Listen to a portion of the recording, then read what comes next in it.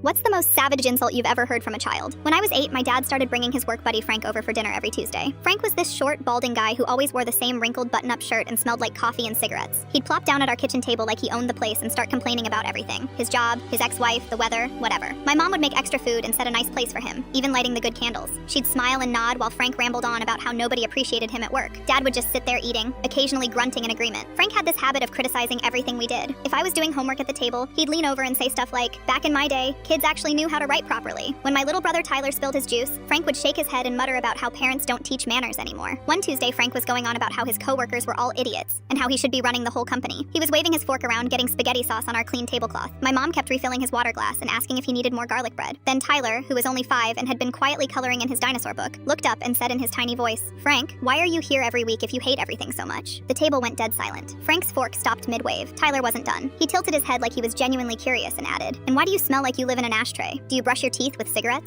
I almost choked on my milk. Dad's eyes went wide. Mom looked like she was trying not to laugh, but Tyler kept going, completely innocent. Also, my friend Connor's dad says people who complain all the time are usually the problem. Are you the problem, Frank? Frank's face turned red. He opened his mouth like he was going to say something, but nothing came out. He just sat there looking like a fish. Then Tyler delivered the final blow. "Oh, and Frank, my mom makes extra food because she feels sorry for you. She told Mrs. Rodriguez next door that you're probably lonely because nobody wants to eat dinner with someone who's grumpy all the time." The silence was so thick you could cut it with a knife. Frank's mouth opened and closed a few more times. His face went from red to purple. Mom covered her mouth with her napkin. Dad suddenly found his spaghetti very interesting. I pretended to study my homework, but I was dying inside trying not to laugh. Frank pushed back from the table so hard his chair squeaked. "Well, I can see when I'm not wanted," he said, grabbing his jacket. Tyler looked confused. "But you just got here. Don't you want your garlic bread?" Frank stormed out without another word. The front door slammed so hard it rattled the windows. After we heard his car pull away, the whole family burst out laughing. Tyler looked around at us, still confused. "What's so funny? I was just asking questions." Dad ruffled Tyler's hair and said, "Sometimes the truth hurts, buddy." Frank never came back for Tuesday dinners.